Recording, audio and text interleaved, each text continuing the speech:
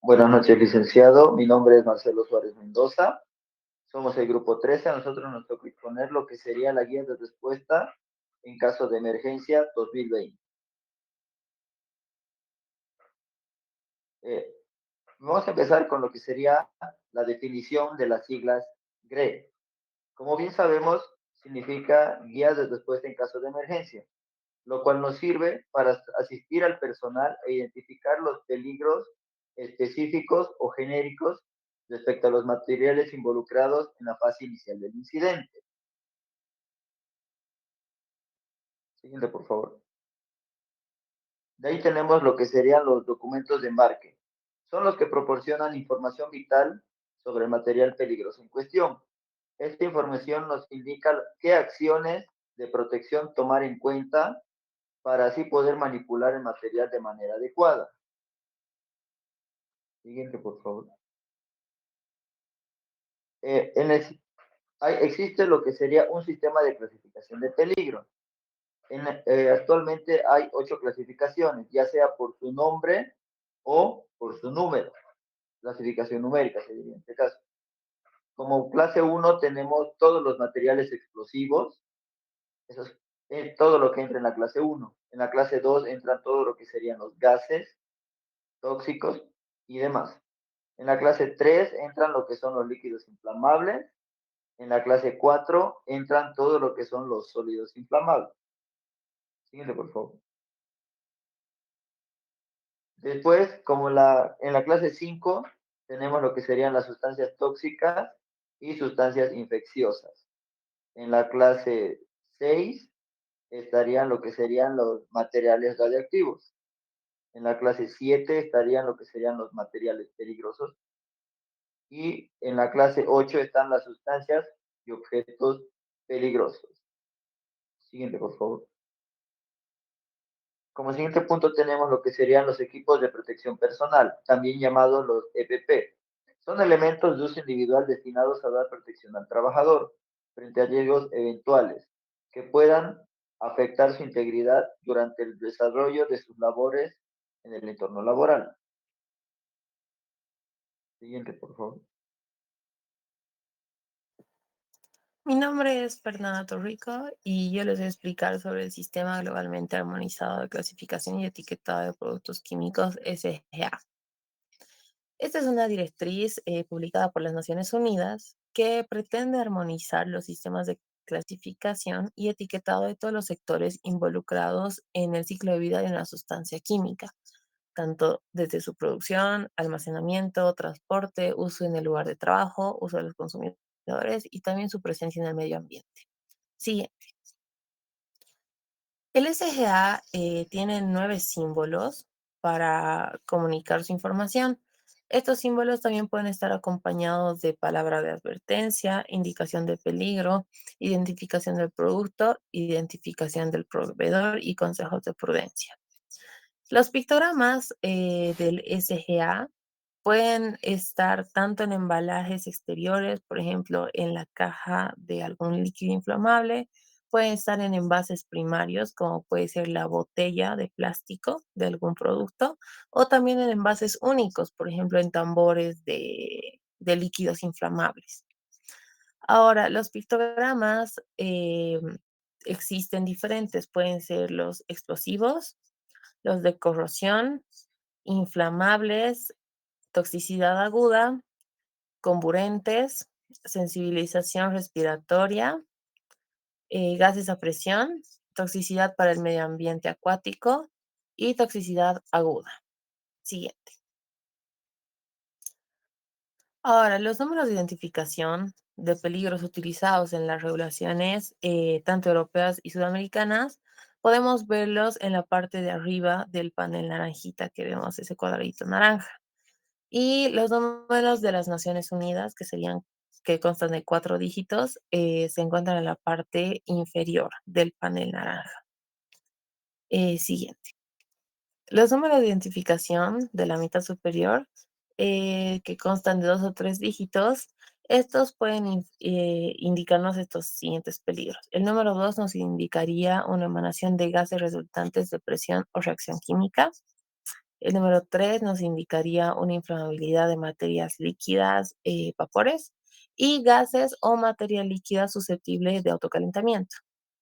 El número 4 nos indicaría inflamabilidad de materia sólida o materia sólida susceptible de autocalentamiento. El número 5 es oxidante, comburente, que favorece el incendio. El número 6 sería toxicidad o peligro de infección. Número 7, radioactividad. Número 8, corrosividad. Y número 9, peligro de reacción violenta espontánea. Ahora, cuando un número está duplicado, puede identificar la intensificación del peligro de este material peligroso. Por ejemplo, puede ser 88 o 77, que indicaría una mayor intensificación. Ahora, cuando una sustancia solo tiene un único peligro, este se representaría con el número acompañado de un cero, por ejemplo, 40 o 50. Y si el número tiene una identificación de peligro está precedido por la letra X, nos indicaría que el material reacciona violentamente con el agua. Por ejemplo, X88 o X66. Siguiente. Ahora vamos a hablar sobre el transporte en tuberías o ductos. Principalmente en Norteamérica, los materiales peligrosos se transportan a través de tuberías por muchos kilómetros, unos trayectos muy largos. Estas serían subterráneas y también por estructuras relacionadas a estas tuberías. Ahora pueden contener estas tuberías tanto gas natural, gas licuado, petróleo, gasolina, combustible, diésel o diferentes materiales peligrosos. Estas tuberías están subterráneas, obviamente. Sin embargo, hay estructuras y señales que nos indican en la superficie la presencia de estas tuberías. Ahora, los organismos de respuesta de emergencias deben conocer perfectamente los trayectos de estas tuberías que cruzan sus jurisdicciones y qué productos transportan, además de quiénes son los responsables de estas tuberías, porque esto nos va a ayudar a una respuesta más beneficiosa y segura, además de eficaz en alguna emergencia de tuberías que se pueda presentar en algún momento. Siguiente. Los tipos de tuberías, existen dos, las tuberías de gas natural y las tuberías de líquidos peligrosos y líquidos altamente volátiles. Ahora, las tuberías de transporte de gas natural, estas son tuberías de gran diámetro que transportan el gas natural inflamable, tóxico y no tóxico a presiones muy altas. Y este gas natural que es transportado mediante estas tuberías es inodoro. Ahora, en las tuberías de distribución de gas natural, estas son las que se utilizan para entregar directamente a los clientes, ¿no? El producto a través de estas tuberías de distribución. Estas son de un diámetro más pequeño y manejan el producto a menor presión. Pueden ser tanto de acero, plástico o hierro fundido. Y el gas que se maneja en estas tuberías está odorizado con mercaptano para que tenga el característico olor a huevo podrido que tiene el gas natural. Ahora, las tuberías de recolección y producción de gas natural. Estas tuberías recogen el gas natural bruto de las cabezas de los pozos y lo transportan a plantas de procesamiento o tratamiento de gas. Y este gas también va a tener el característico olor a huevo podrido del gas. Ahora, las tuberías de líquidos peligrosos y líquidos altamente volátiles. Estas tuberías de líquidos peligrosos pueden transportar, por ejemplo, petróleo crudo o los productos de petróleo refinado, como la gasolina, combustible para aeronaves, por ejemplo, o también diésel. Y también los líquidos peligrosos como amoníaco o etanol se transportan con frecuencia a través de este tipo de tuberías.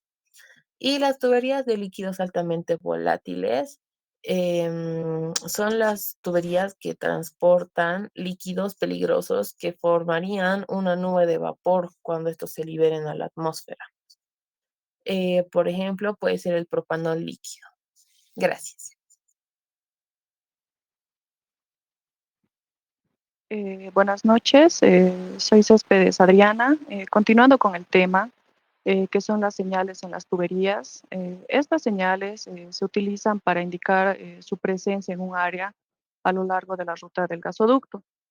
De los tres tipos de tuberías que normalmente se encuentran integradas, tenemos la de distribución, la de recolección y la de transporte, donde solo las tuberías de transporte están marcadas con las siguientes señales que podemos observar para indicar cuál es su ruta. Estos marcadores advierten que una tubería de transporte se encuentra en la zona. Estas identifican el producto transportado en la línea y promocionan el nombre y número de teléfono del operador de la tubería para poder llamar. Los marcadores y las señales de advertencia están localizados a intervalos frecuentes a lo largo de la tubería de transporte, ya sea de gas natural y líquidos.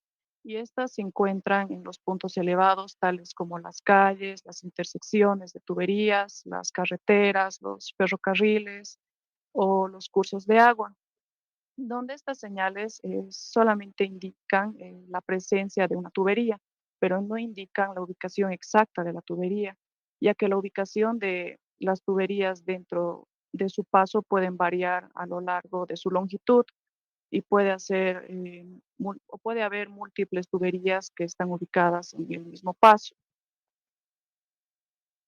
Las estructuras de las tuberías sobre el nivel del suelo. Estas pueden ser, como podemos observar, las tuberías de transporte de gas natural, que estas tienen estaciones de compresión, válvulas, estaciones de medición. En cuanto a las tuberías de distribución de gas natural, estas tienen estaciones reguladoras, reguladores y medidores de clientes, caja de válvulas.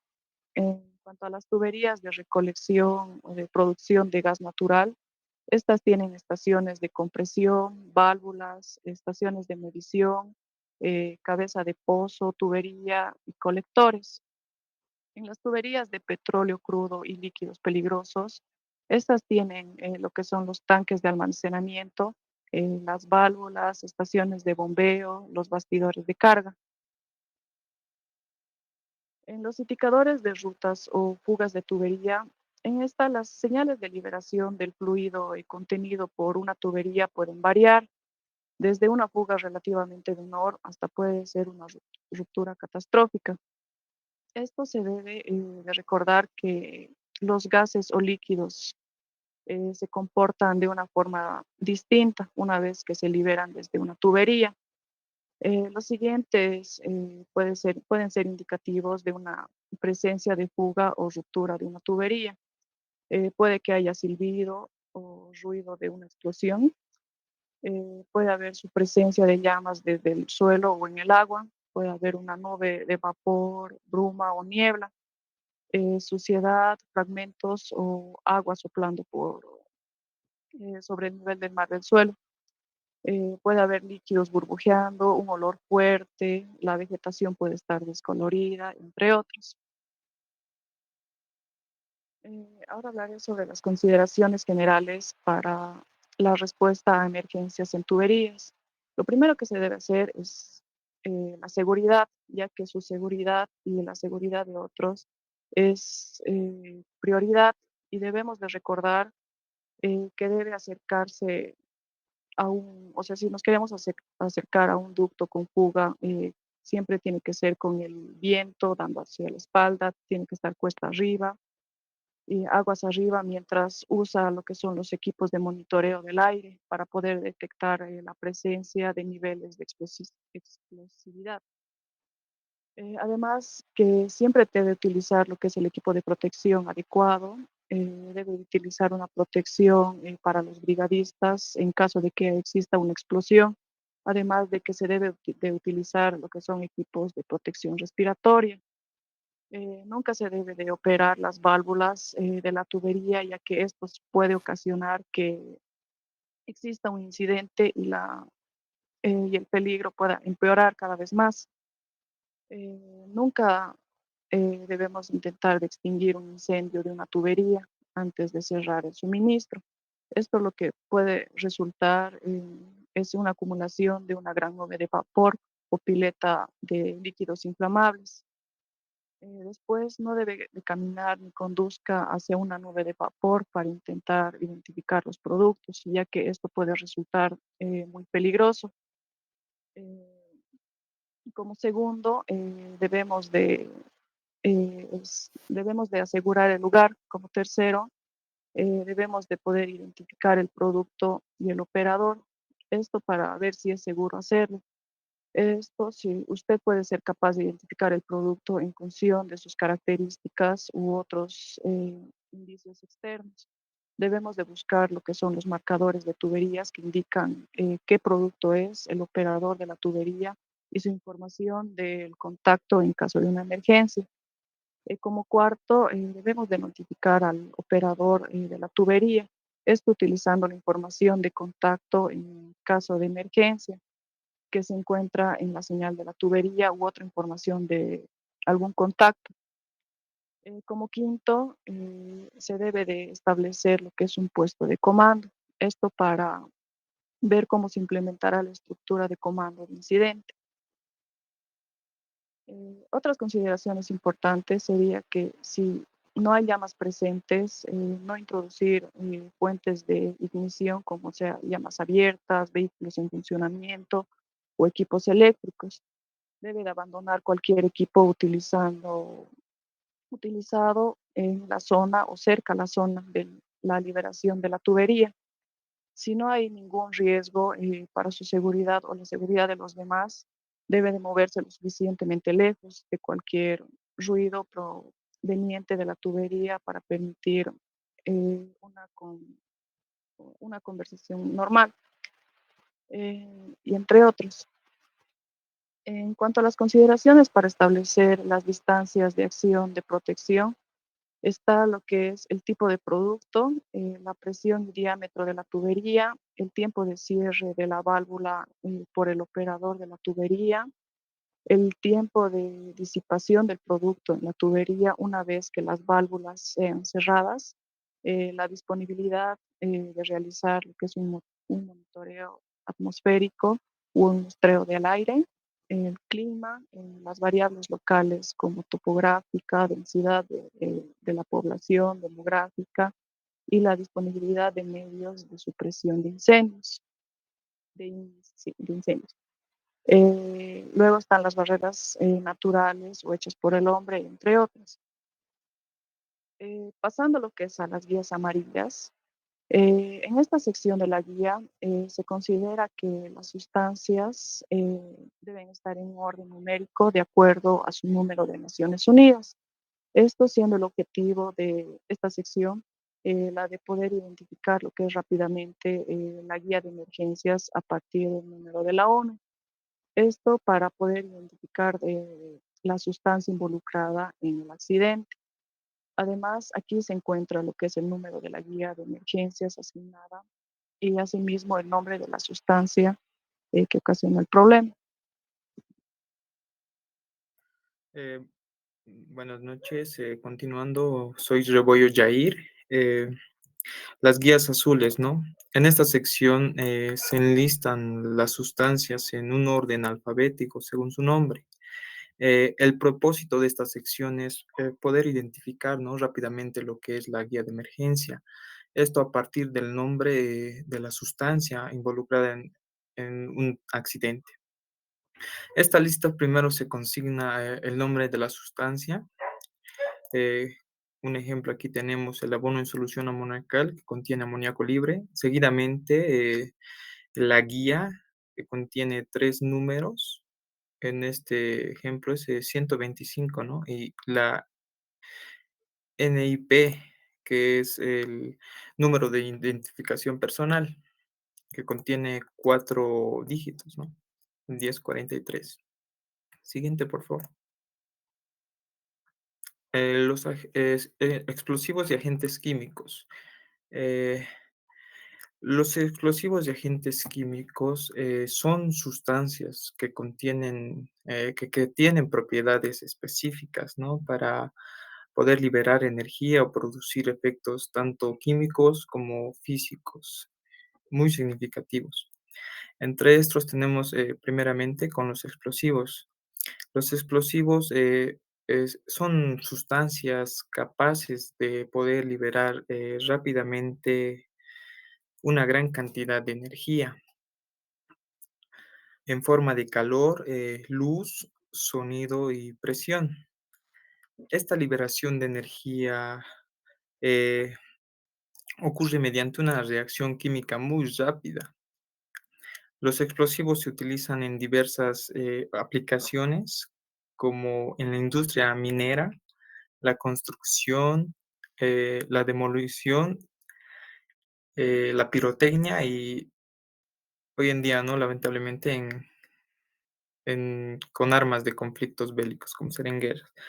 Los explosivos también pueden clasificarse en diferentes categorías, ¿no? Según su sensibilidad, estabilidad y velocidad de detonación. Algunos ejemplos que aquí podemos mencionar son la dinamita, la pólvora, el TNT, que es el trinitrotolueno, y el C4. Siguiente, por favor. Los agentes químicos. Los agentes químicos son sustancias, ¿no? Que pueden tener efectos tóxicos o dañinos en seres vivos, incluyendo humanos, animales y plantas. Estos agentes pueden ser naturales o sintéticos y pueden ser utilizados tanto con fines beneficiosos, como un ejemplo, los medicamentos, y como fines nocivos, como un ejemplo sería armas químicas. Existen diferentes tipos de agentes químicos, entre estos vamos a mencionar algunos ejemplos, ¿no? Agentes tóxicos, armas químicas y los agentes irritantes y agentes asfixiantes. Los agentes tóxicos son sustancias que pueden causar daño al ser ingeridas, inhaladas o absorbidas a través del contacto de la piel. Estos pueden ser venenosos o sustancias químicas industriales muy peligrosas. Las armas químicas son agentes químicos diseñados específicamente para ser utilizados como armas en conflicto, como ya lo habíamos mencionado, ¿no? Algunos ejemplos son el gas mostaza y el sarín. Los agentes irritantes son sustancias que provocan irritación en la piel, en los ojos y en las vías respiratorias. Y también los agentes asfixiantes. Estas son también sustancias que interfieren con el suministro de oxígeno al cuerpo, como el cianuro. Cabe recalcar que es muy importante, ¿no? Destacar que el uso de explosivos y agentes químicos está regulado y restringido por la ley en muchos países, debido a los riesgos que representan para la seguridad pública y el medio ambiente. Además, también podemos mencionar que el uso de agentes químicos como armas está prohibido por tratados internacionales debido a sus consecuencias catastróficas y devastadoras y el sufrimiento humano que provoca. Bien.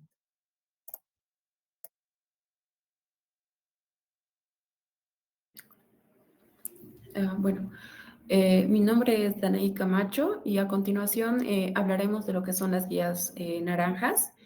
Es la guía que nos señala lo que se debe hacer en caso de emergencia por el traslado de materiales peligrosos durante la primera fase inicial del accidente. Una vez identificado el número ONU y el número de guía al cual se debe estar indicando en el transporte que traslada el material peligroso. En esta sección, esta sección se considera la más importante de la guía, ya que debido a que aquí es donde se enuncian todas las recomendaciones relacionadas con la seguridad, constituida básicamente por un total de 62 guías de emergencia, mostradas en un formato comprendido por 2 páginas, donde cada una brinda recomendaciones de seguridad e información necesaria de respuesta a emergencia para proteger al personal de respuesta y al público. Siguiente, por favor. Tenemos lo que es la página al lado izquierdo, que nos brinda una información relacionada con la seguridad, mientras que la página del lado derecho brinda las guías de respuesta en caso de emergencia. Asimismo, las acciones para situaciones que involucren lo que es incendio, derrames, fugas y lo que son los primeros auxilios. Siguiente, por favor. Cada guía está diseñada para cubrir un tipo de grupos de materiales o sustancias peligrosas similares, como ser los explosivos, tenemos los gases, líquidos inflamables, sólidos inflamables, materiales oxidantes, materiales venenosos, materiales radioactivos, materiales corrosivos y otros materiales regulados. Siguiente, por favor.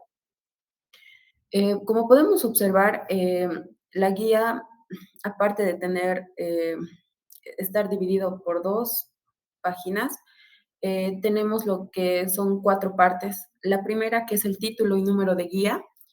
En esta, el título de guía identifica los peligros generales asociados con los materiales de esta guía. Por ejemplo, la guía 117 nos habla de gases tóxicos inflamables, peligro extremo. Tenemos la parte 2, que son los peligros potenciales, que el personal de emergencia debe consultar primero esta sección. Describe el peligro del material en términos de incendio o explosión y los efectos que puede causar a la salud debido a la exposición a ella.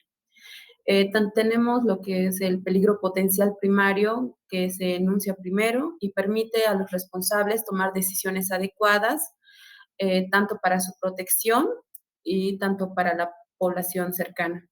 Después tenemos lo que es la tercera sección, que es seguridad pública, que en esta se divide en tres subsecciones. Lo que es información general, que describe las medidas iniciales de precaución que deben tomar los primeros en escena. Se toma en cuenta lo que es la ropa protectora, que proporciona orientación general sobre los requisitos de los equipos de protección personal, de acuerdo al tipo de material que se está exponiendo. Tenemos lo que es la evacuación, que tenemos dos términos distintos, que es aislar y evacuar. Aislar indica que la zona está restringida para el público y los primeros respondedores que no están equipados, entrenados y preparados para mitigar el incidente. Y el término evacuar, que indica que las personas deben ser retiradas de esta zona a un lugar más seguro, evitando su exposición. Tenemos lo que son los materiales resaltados en verde en las páginas con bordes amarillos y azules que indican al lector que consulte la tabla 1, que detalla las distancias de protección específica a los materiales con peligro tóxico por inhalación, materiales radioactivos al agua y agentes de guerra química. Y por último tenemos la respuesta de emergencias, que esta sección está dividida en tres subsecciones: fuego, derrame de fuga y primeros auxilios.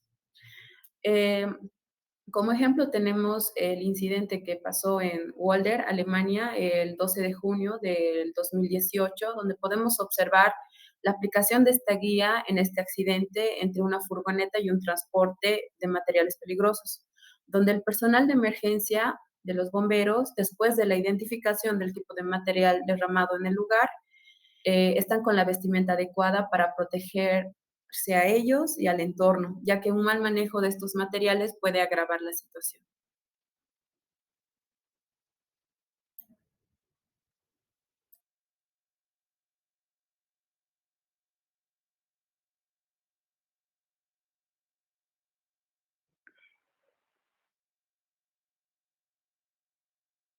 Bueno, y continuando con la exposición, mi nombre es Henry Eber Yapata. El punto 3, que sería ropa de protección contra productos químicos. La función de la ropa de protección contra productos químicos es evitar que estos entren en contacto directo con la piel. Esto es una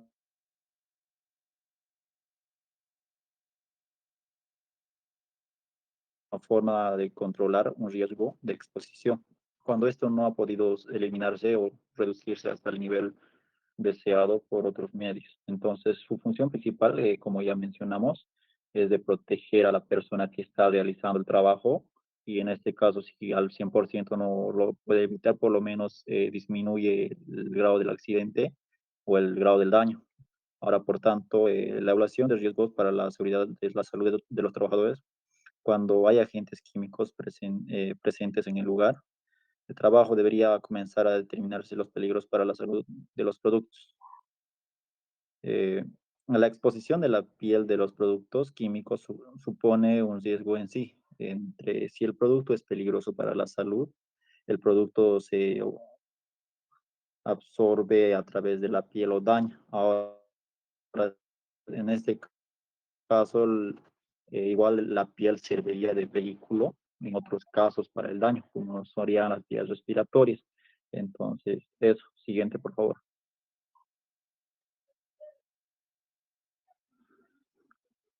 Como ya habíamos ido mencionando, para los trabajadores industriales de la salud, bomberos o equipos de respuesta son muy importantes estos tipos de trajes.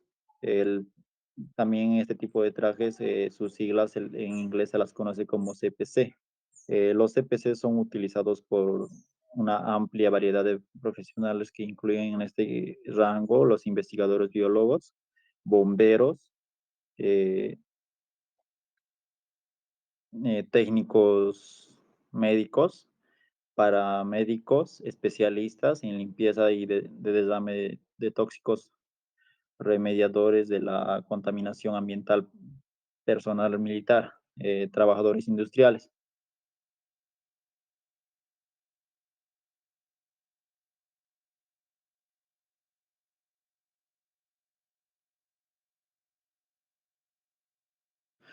Un ejemplo claro de los bomberos son esos trajes amarillos que utilizan cuando van al momento de utilizar como ropa de protección.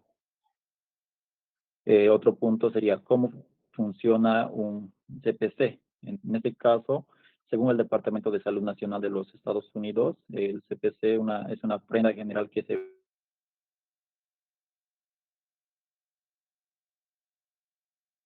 usa para proteger a las personas de materiales o sustancias peligrosas, incluidos químicos, agentes biológicos o materiales radiactivos. Estos trajes están hechos de material hermenéutico, esto justamente para que tengan esa facilidad de movilizar o hacer maniobras en el tipo de rescate, en este caso si fuese un incidente de incendio y todo eso, les facilita moverse, el traje tiene que estar muy cómodo, eh, los tejidos aíslan al individuo del medio ambiente y son flexibles para evitar un movimiento relativamente libre, como ya habíamos ido mencionando, eh, un movimiento. Los PVCs brindan protección contra agentes químicos, biológicos, como ya hemos mencionado, nucleares, así como contra temperaturas muy altas y otros casos. Siguiente, por favor. Tipos de ropas de protección química. Existen una gran cantidad y se dividen en este caso, o se distinguen en 6 tipos de ropas de protección química. El tipo 1 que tiene sus subdivisiones en A, B, C. El tipo 1 de ropa es de trajes hermenéuticos a gases. Entonces, el tipo 1A, trajes hermenéuticos a gases con equipos de respiración bajo traje. Tipo B, es trajes hermenéuticos a gases con equipos de respiración fuera del traje. Tipo C, traje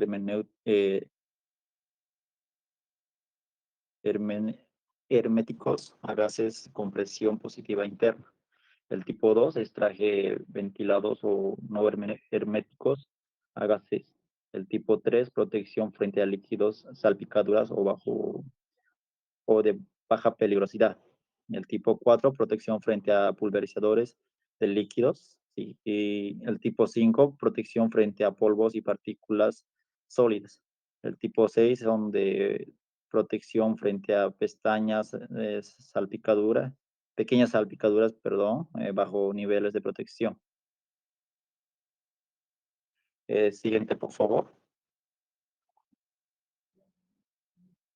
Ya, para poder ver cómo se utiliza en los distintos casos y qué tipo de traje se debe utilizar según el tipo de accidente, vemos unos diagramas. En la primera imagen se dice evaluación de riesgos. Entonces, Se hace la primera pregunta que sería, ¿existe riesgo por exposición del cuerpo a productos químicos peligrosos? En este caso, si es no, simplemente no se utiliza ningún traje de protección o ropa de protección para químicos. Y con el segundo gráfico vemos y nos dice entonces si existe alguna exposición del cuerpo a productos químicos peligrosos. Entonces nos hacemos la otra pregunta, que sería, eh, ¿está este, el, eh, ¿está el producto químico en forma de gases o vapores? Si es sí, utilizaríamos el de tipo 1 y tipo 2. Entonces, los trajes de tipo 1 y tipo 2 son muy similares. Las características que se puede mencionar que protegen el cuerpo completo son el traje de tipo 1 tienen todas sus costuras y uniones herméticas en el propio traje. El tipo 2 de la misma forma aumenta en este caso la protección ofrecida y se debe únicamente a la protección positiva que impide la entrada de los contaminantes desde el exterior. Siguiente, por favor.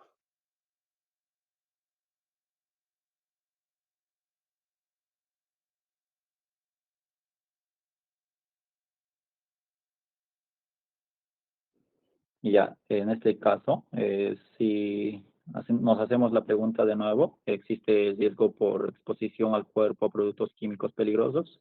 Si la respuesta en este caso sería sí, nos hacemos la siguiente pregunta que sería, ¿está el producto químico en forma de gases o vapores? Si la respuesta es no, entonces nos hacemos la otra pregunta que sería, ¿está el producto químico en forma de partículas o fibras? Si es así, utilizamos el traje de tipo 5. El traje de tipo 5 son trajes contra partículas sólidas en suspensión. En estos trajes su hermenéutica se valora a través de un ensayo que determina la resistencia a la entrada o a través del traje en un aerosol de partículas de fuga. Estos trajes son generalmente desechables después de su uso. Siguiente, por favor.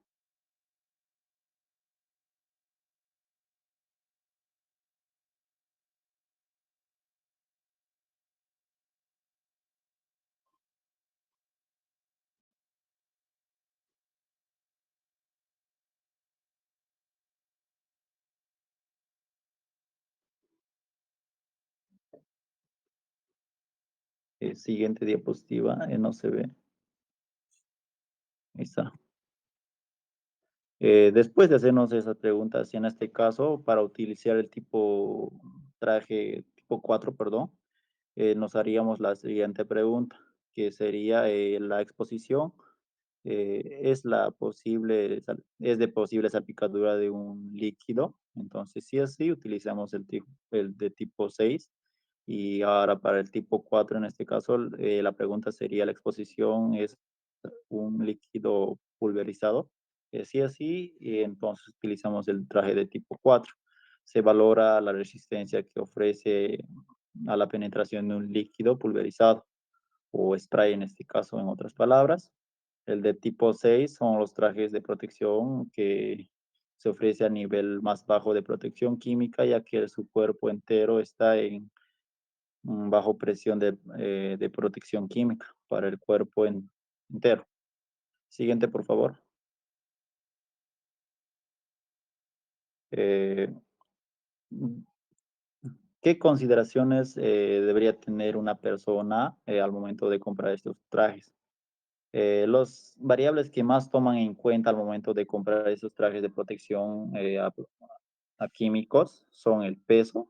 En este caso, el peso es una variable muy fundamental, ya que cuando están haciendo eh, están en un accidente y existen químicos que son muy dañinos al cuerpo, si el traje es muy pesado se les dificulta, ya que esos trajes justamente para que puedan respirar utilizan algunos oxígenos. Entonces, cuando la persona se pone un traje que es muy pesado, es más fácil que se canse y empieza a respirar más rápido y el oxígeno se le va a terminar más rápido.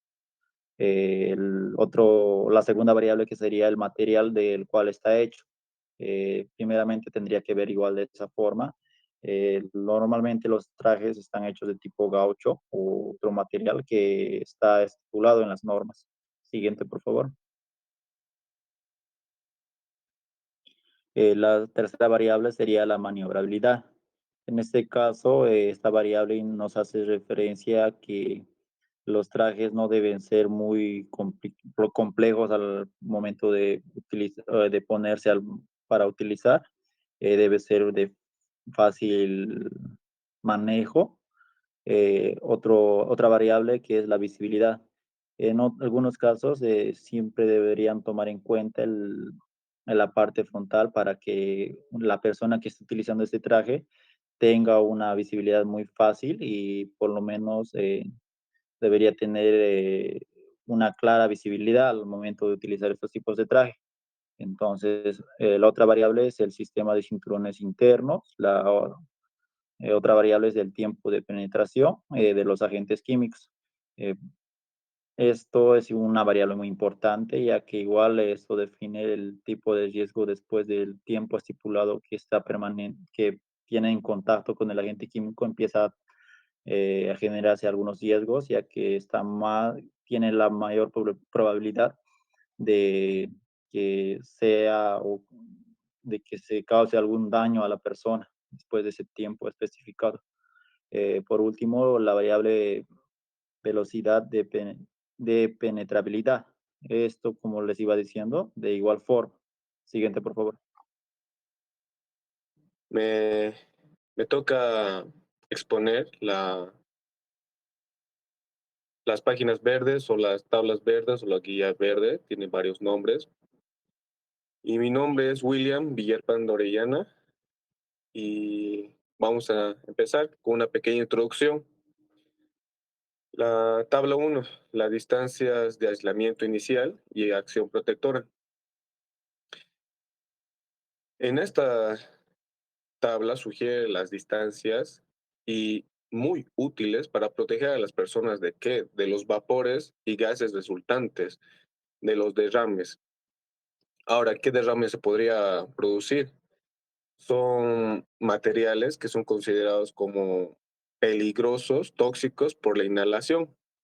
También materiales que producen gases tóxicos cuando entran en contacto con el agua y agentes de guerra química. No nos podríamos seguir en este tema. En esta tabla proporciona orientación inicial a los primeros respondedores hasta el personal que responda a tal emergencia. Técnicamente, este personal es calificado y obviamente está disponible para este tipo de accionar. Ahora, ¿en qué zona se produce esto? Normalmente se produce en fábricas, cisternas, industrias, empresas, ferrocarriles. Ahora, ¿cómo determinamos las zonas? Se dividen en dos. Una zona de aislamiento inicial que define un área de alrededor del accidente, del incidente, para la población expuesta que está ahí concentrada. Y esto se debería hacer en dirección contraria al viento, es decir, vento. Ahora, esto también si sopla hacia nuestra dirección se dice sotavento. Ahora, la otra zona es la acción protectora. Más adelante ya les voy a mostrar unos gráficos para poder orientar mejor. Ahora, se define esta zona de acción protectora, un área de incidente en dirección del viento. ¿Esto para qué? Para que la población se pueda ver incapacitada para que no pueda inhalar eh, y se pueda resguardar su protección. Ahora, para la tabla 2 vamos a tener los materiales reactivos con el agua que producen gases tóxicos. Ahora, en esta tabla se enumeran varios varios materiales que producen grandes cantidades de gases tóxicos. Cuando se derrama en agua, esto normalmente se produce los gases de peligro tóxico por inhalación. Para esto se debería tener una distancia de aislamiento inicial y también una acción protectora que en la tabla 1 se le va a mencionar. Ahora, para la tabla 3 ya son unas distancias de aislamiento inicial y acción de protección de derrames grandes. Esto se podría decir que son muy, muy enormes las cantidades que normalmente se presentan en fábricas, en industrias, empresas ya también más alejadas de la población porque esto lo requiere. Y los que más se ven o los que más son más conocidos son los 6 que están en la diapositiva, que es amoníaco, cloro, óxido de etileno, cloruro hidrógeno, de hidrógeno, fluoruro de hidrógeno también y dióxido de azufre. Ahora, de esto les voy a dar un pantallazo que en esta tabla se le considera también el viento. Cuando es un viento leve, es de entre 6 kilómetros a 10 kilómetros de distancia, ya sea una acción inicial o protección. Cuando es un viento moderado, de 10 a 20 kilómetros. Y cuando es un viento fuerte, es de más de 20 kilómetros. ¿Esto por qué? Porque como es un derrame enorme, industrial, se le podría decir, es que el viento, si está en contra o está a favor, eh, para, para que estos gases se propaguen, no se toma en cuenta, ya que si, si se está en una corta distancia, es muy tóxico, hasta se podría llegar a la muerte con esto, siguiendo las recomendaciones de la distancia. Ahora podemos seguir con la siguiente diapositiva. Ahora, los factores que pueden cambiar en las distintas acciones protectoras son las siguientes. La del fuego, ya que el fuego se debería tomar en cuenta de las páginas naranjas, la evacuación e incendio. Claro, aquí se indica claramente las distancias de evacuación también para proteger de un peligro y los fragmentos que pueden contener todos estos escenarios. Las fugas de más de un contenedor. Ahora, cuando hay más de una fuga, normalmente se les da en empresas o también en ferrocarriles, vagones, cisternas.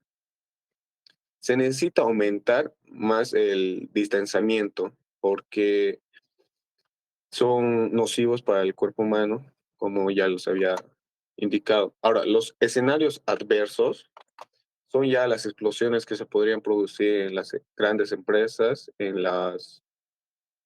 o derrames de los contenedores de estas empresas. Y los materiales reactivos con el agua. En estos se incluyen en la tabla 1 y 2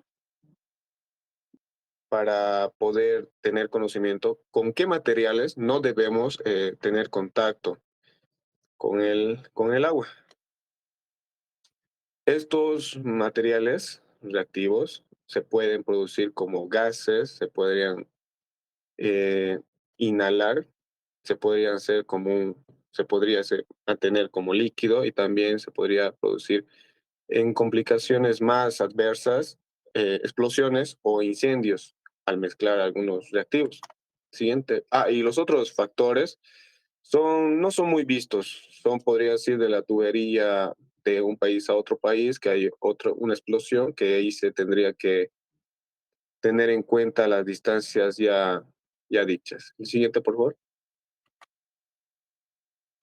Estas distancias de aislamiento inicial y de acción protectora El de zona de aislamiento inicial, se podría decir que en el centro se podría apreciar una explosión o un derrame, así que se puede decir que del derrame podríamos tener una distancia de aislamiento inicial más o menos de unos 300 a 500 metros para evitar complicaciones. Luego de eso, vamos con la acción protectora. Ahora, aquí se toma la dirección del viento, la zona de protección para la zona donde está la dirección del viento. En esta se toma en cuenta ya también con las tablas de tabla 1 y tabla 3 para poder tener una distancia ya protectora, para que ya no corras de ningún peligro. La inicial es para poder prevenir, la otra es para ya poder tener una acción fuera peligro. Siguiente, por favor.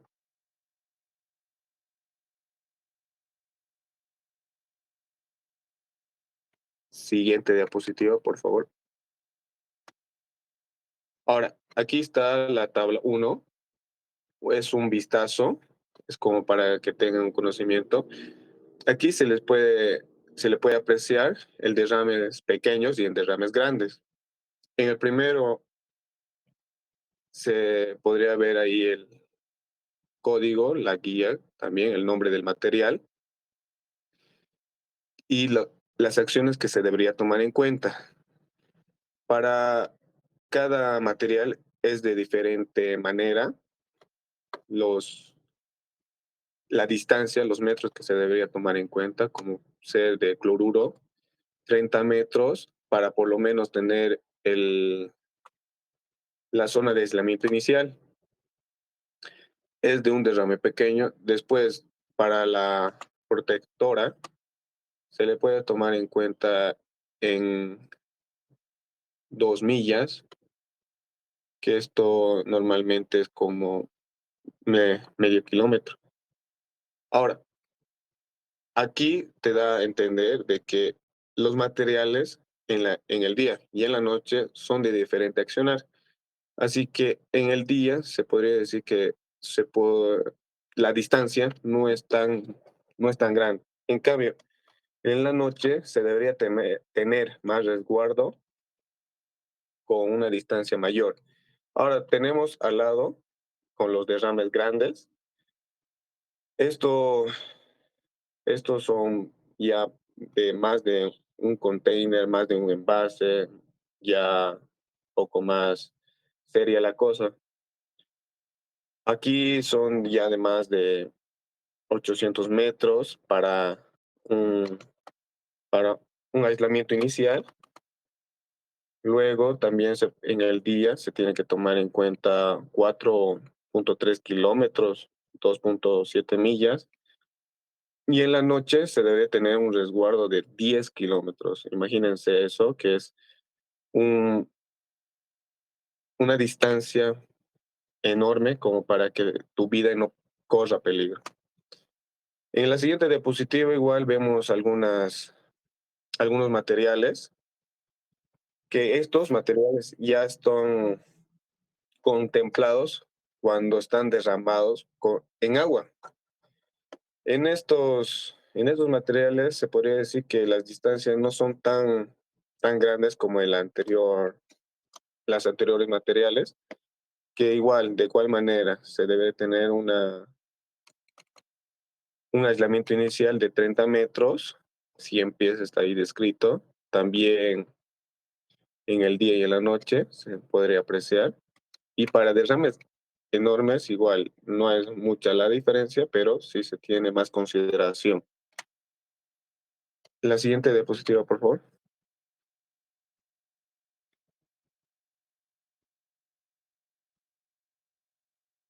Ahora, ¿cómo se debería utilizar la tabla 2? En estos materiales reactivos con el agua que producen gases tóxicos, se te dan una tabla detallada de todos los materiales que son en su estado natural y en su estado que están con derramado en agua. Por ejemplo, un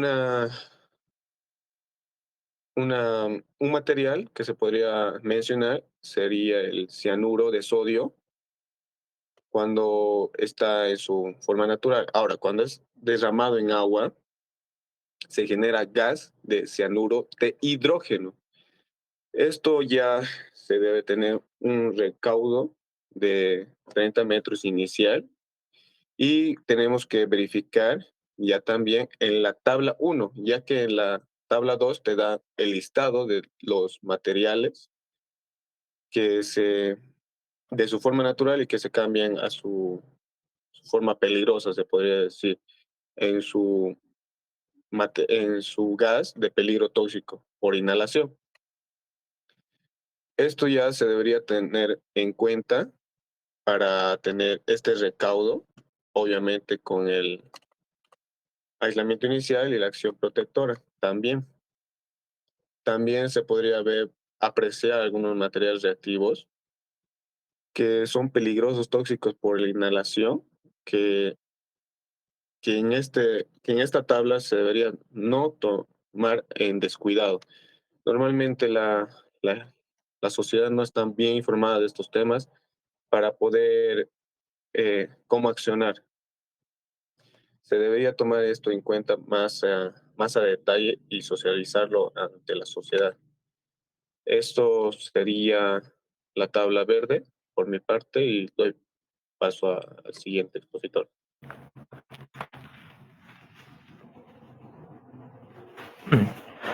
Continuando con la exposición, vamos a hablar, sigue, sobre la guía del usuario GRI en la versión 2022. Bueno, esta guía asiste al personal de respuesta en la toma inicial de decisiones al llegar al lugar de un incidente con materiales peligrosos. Está diseñada para ser utilizada prioritariamente en incidentes en el transporte de materiales peligrosos, tanto en carreteras como en ferrocarriles. Siguiente. Bueno, es principalmente una guía para asistir a los primeros en respuesta, para así rápidamente poder identificar los peligros específicos o genéricos de de los materiales involucrados en el siguiente, en el transporte, claramente. Y como también protegerse a sí mismo y el público en general durante la fase inicial del incidente. Siguiente. Bueno, aquí podemos observar la división de la guía GRI 2022. Esto se, se ve en la guía naranja, más que todo. Esto se divide en tres, que son los peligros potenciales, la seguridad pública y la respuesta de emergencias. Bueno, los peligros potenciales. Esto muestra los peligros en términos de incendio o explosión y los efectos sobre la salud luego de una exposición. En la seguridad pública nos proporciona información general sobre las medidas de precaución iniciales que deben adoptar los primeros en escena. Eh, Terminando esta sección, tenemos la respuesta de emergencias, donde describe las precauciones especiales para incidentes que involucran fuego, derrame, fuga o exposición a sustancias químicas. Siguiente. Ya. Continuando, vamos a hablar sobre las distancias de aislamiento inicial y acción protectora. Aquí nos muestran tres. Los materiales con peligro tóxico por inhalación, que son llamadas las PTI, los materiales reactivos con el agua que producen gases tóxicos al contacto con el agua, y también ciertas armas químicas como pueden ser los gases tóxicos, agentes incapacitantes, agentes asfixiantes, gases mostaza, cloro, etcétera. Bueno, como también se proporcionan dos tipos de distancias de seguridad recomendadas, que son la de distancia de aislamiento inicial y las distancias de acción protectora. Bueno, la distancia de aislamiento inicial cubre más o menos es de 100 metros o 300 pies, en otras palabras, que se requiere bueno, para esta situación se requiere una ropa protectora y protección respiratoria. También se debe considerar evacuar a todas las personas del accidente en diferentes direcciones, en situaciones que involucren tal vez un incendio, derrames o fugas. Y las distancias de acción protectora que tienen, bueno, la distancia de esta es de 0,5 kilómetros o 0,3 millas para un incidente sobre la fase del día. Y para la noche tenemos como una distancia de 2,5 kilómetros o, en otras palabras, 1,6 millas para incidentes de noche. Estas distancias varían a favor del viento. Gracias.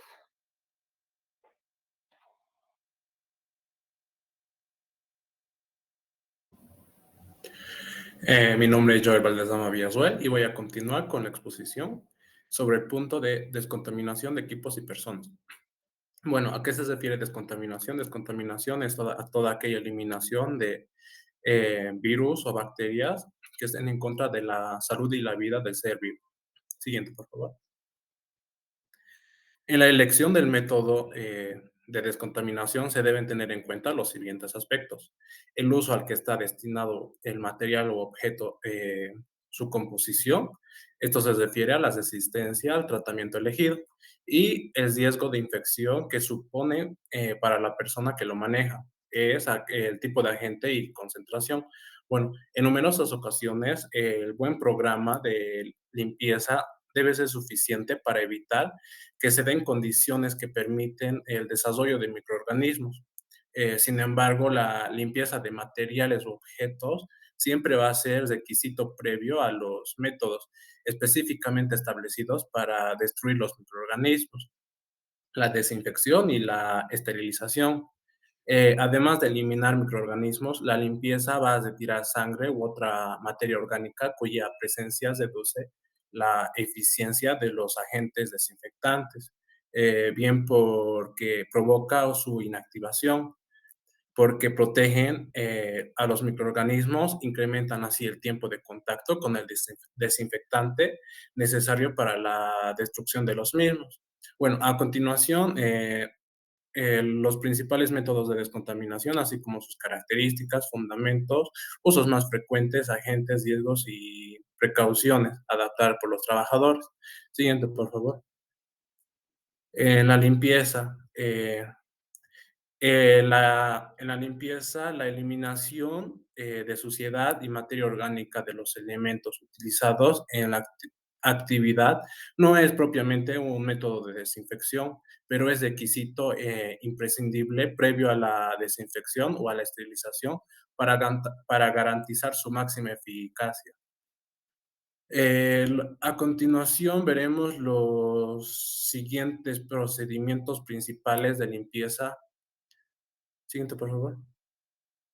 Que son la limpieza manual por inmersión. Esta consiste en la inmersión completa de los objetos en la solución limpiadora, de forma que se garantice que tanto el agente limpiador como los instrumentos de limpieza alcanzan la suciedad presente. Como vemos en la imagen, estos se pueden limpiar con cepillos cuyo puede llegar a espacios donde nosotros no podemos limpiarlo. El siguiente sería la limpieza manual sin inmersión. Esta consiste en la limpieza de los elementos que no pueden mojarse. En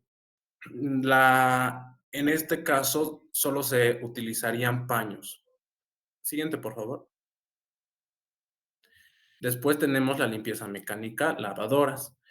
Uno de los aspectos más importantes es la colocación de los dispositivos de forma que le permitan la máxima exposición y una adecuada circulación de agua y detergente durante el ciclo de lavado en el que suceden distintas etapas a diferentes temperaturas, incluido un aclarado desinfectante con agua caliente mínimo 71 grados durante 3 minutos y el secado completo de las piezas.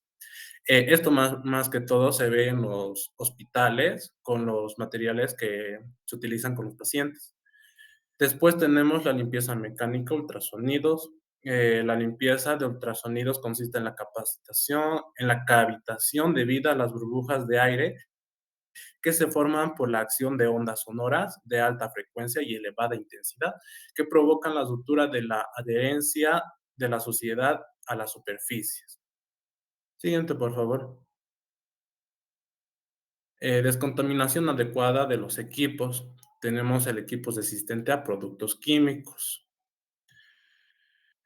Bueno, en este caso, la descontaminación mediante química húmeda se utiliza en equipos resistentes a este tipo de tratamiento. Por ejemplo, en máscaras o ropa de protección impermeable, como vemos en la imagen.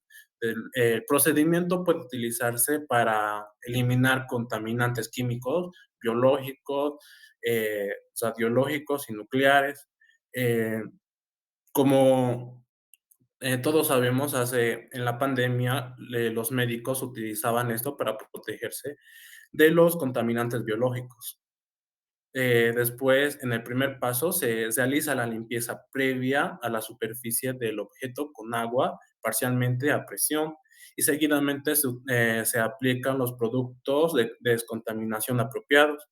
Finalmente, el medio y los productos de reacción eventualmente generados se eliminan con agua fría o caliente, parcialmente a presión, descontaminando así las superficies tratadas. Después tenemos el equipo resistente a altas temperaturas.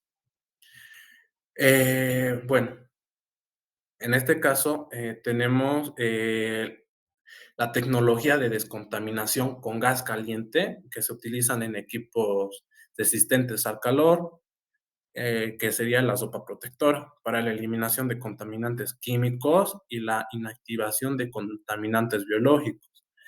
El proceso de descontaminación con gas caliente utiliza temperaturas de hasta 170 grados centígrados y descontamina los objetos mediante la combinación y energía térmica, valor e intercambio de valor sin necesidad de productos descontaminantes químicos. Siguiente, por favor. Después, por último, tenemos el equipo sensible. La tecnología de descontaminación por vacío permite descontaminar equipos sensibles al calor o a productos químicos. Por ejemplo, aquí, como vemos en la imagen, serían aparatos electrónicos. En este proceso se eliminan los descontaminantes químicos o inactivan los contaminantes biológicos. Nosotros no podemos hacer la limpieza con agua, ya que estos pueden tener una descomposición. Y después tenemos la descontaminación de personas. Para la descontaminación de fuerzas de intervención y grupos de personas civiles, ofrecemos diferentes sistemas y componentes optimizados para un empleo rápido y efectivo. Eh, bueno, gracias a su diseño intuitivo y al empleo de símbolos fáciles de entender, pueden ser utilizados también por personas sin la instrucción correspondiente en situaciones de daños a gran escala. Los conceptos operativos se basan principalmente en procesos de descontaminación mediante química húmeda independientemente en gran parte de la infraestructura existente. Siguiente, por favor. Como vemos en la imagen, es un baño para nosotros eliminar todo aquel virus o bacteria, ya sea biológico, químico, y nosotros, la mayoría, bueno, todas las personas lo vimos esto, y es para eliminarlos, todo lo que nosotros cargamos, todo aquel virus de nuestra sopa, y así nosotros poder quitarnos poco a poco, empezando de la mascarilla, los lentes, nuestra ropa impermeable y finalmente los guantes, ya que nosotros lo quitamos con los guantes. Gracias. Buenas noches, mi nombre es Guadalupe Tapia y vamos a continuar con una ejemplificación de una empresa que se encuentra en la ciudad de Santa Cruz, que es la Cooperativa Rural de Electrificación CRE. Esta empresa que opera principalmente en el sector de energía eléctrica. Bueno, algunos materiales o sustancias peligrosas que maneja la empresa son Siguiente, por favor. El manejo de cilindros de gases, el manejo de líquidos inflamables y combustibles, el manejo de aceites dieléctricos, el manejo de baterías, el manejo de herbicidas y pesticidas. Siguiente, por favor. Em, Investigando un poco sobre esta empresa, hemos podido encontrar lo que son los manuales que brindan a los trabajadores que van a trabajar con sustancias peligrosas. Y en los manuales nos hablan principalmente sobre la vestimenta. Nos dicen que todos los trabajadores deberán usar siempre ropa y zapatos adecuados al tipo de trabajo que están realizando y que se encuentran en sus políticas y procedimientos de la misma empresa. También deberán usar de preferencia material 100% algodón y no sintético. También un casco de seguridad eléctrico cuando se trabaja cerca de partes o líneas energizadas, donde existirá la posibilidad de un arco eléctrico. Cuando el trabajo se realiza en las cercanías de partes energizadas expuestas del equipo, los trabajadores deberán quitarse todos los artículos conductores de energía, tales como llaves, relojes, cadenas, anillos, pulseras o bandas. Si tales artículos aumentan los peligros asociados a un contacto accidental con las partes energizadas. También nos habla de que cada empleado deberá usar guantes apropiados para el trabajo que desempeña. No deben usarse guantes protectores de goma como guantes de trabajo.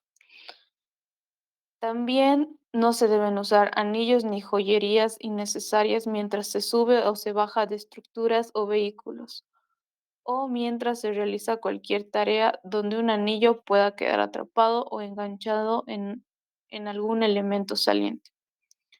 Los anillos y relojes de pulsera con caja metálica y relojes de banda no deben usarse mientras se trabaja con equipo energizado. También menciona que los trabajadores deberán referirse a las políticas y procedimientos de la empresa. Eh, Como en la imagen se ve, se usa protecciones auditivas, protecciones para la cabeza, protecciones visual, protecciones respiratorias, algunos accesorios extra, protecciones para las manos, la ropa de protección, protección para los pies. Y igualmente en su manual nos habla sobre la protección para los ojos y el rostro, que deberá usarse una protección adecuada para los ojos y el rostro cuando el empleado se encuentra en las siguientes actividades: perforando o cortando piedras, ladrillos, concreto, pintura, revestimiento de tuberías o metal. También esmerilado, pulido o cepillado de alambre. También cuando se estén soldando, cortando o calentando con equipo de oxiacetileno. También cuando estén perforando objetos sobre la cabeza con un taladro manual o eléctrico. También cuando se estén utilizando herramientas eléctricas como motosierras o lijadoras. También cuando estén expuestos a polvos, partículas volantes, y también deberá usarse como protección efectiva contra virutas o astillas, usando sopletes, vaciando compuestos calientes o usando otras sustancias calientes o perjudiciales. También cepillando virutas, realizando soldaduras tipo termita, desprendiendo partículas volantes causadas por otros trabajadores. Se deberán usar gafas de seguridad cuando exista la posibilidad de un desperfecto eléctrico. También nos menciona sobre el equipo suplementario de respiración. Se deberá usar un equipo de respiración aprobado en los casos siguientes. 1. Al entrar o trabajar en cualquier espacio confinado o encerrado o en cualquier ambiente donde no se pueda asegurar un suministro de aire fresco apropiado. 2. Cuando se trabaje con un soplete de arena. 3. Cuando exista exposición a cualquier condición ambiental que pueda ser considerada no saludable. También el equipo suplementario de respiración no deberá usarse a menos que el empleado haya sido capacitado en su uso. Cuando el empleado esté expuesto a una caída más de 1,20 metros, que son 4 pies de alturas, y no son prácticas las medidas de protección tales como plataformas protectoras, guardarrieles y redes, el empleado deberá protegerse utilizando un equipo contra caídas o dispositivos de posicionamiento, tales como cinturones de seguridad, arneses de cuerpo, línea de vida o correas de seguridad y agarraderas. Los trabajadores deben instalar el equipo contra caídas de tal manera que no caiga o contacten cualquier objeto bajo o más de 1,80 metros, 6 pies de altura. Los puntos de anclaje para los equipos contra caídas y dispositivos de posicionamiento deben ser capaces de soportar una carga de impacto. Antes de cada uso, el empleado deberá inspeccionar visualmente todo el equipamiento contra caídas y dispositivos de posicionamiento para descartar cortes, quebraduras, desgarros o abrasiones, estiramientos indebidos, deterioro en general, moho o manchas de humedad, defectos operacionales, daños por calor, ácido u otra corrección, y asegurarse que el equipamiento extra sea totalmente seguro para su persona. Los cinturones de seguridad deben usarse ajustados. Los trabajadores deberán evitar el uso de las siguientes conexiones: ganchos de mosquetón sin seguro, 2 o más ganchos de mosquetón conectados a un anillo D, 2 ganchos de mosquetón conectados unos con otros, un gancho de mosquetón conectado a su misma correa de seguridad y dimensiones no adecuadas de un anillo D. Cada empleado deberá estar protegido por una correa de seguridad separada cuando se usan líneas de vida. Todo equipo contra caídas y dispositivos de posicionamiento sujetos a impactos causados por una caída libre o por pruebas deberán ser puestos fuera de servicio. También nos habla para la protección de cabezas, que el equipo de seguridad para la cabeza o conjunto de banda para la cabeza no deberá deformarse o alterarse. Los cascos aprobados deben ser usados cuando se estén soldando con hidrógeno, el arco y arco eléctrico. También da indicaciones de cómo se debe usar la vestimenta, que es: cada empleado deberá usar guantes y ropa apropiada para el trabajo que se realiza. Los guantes protectores de goma no deben usarse como guantes de trabajo. El calzado requerido para un trabajo especial debe usarse como lo indique el empleado a cargo, y todos los trabajadores deberán usar el calzado adecuado que les asegure una mínima protección de acuerdo al trabajo asignado. Ese sería nuestro ejemplo y eso es todo. Muchas gracias.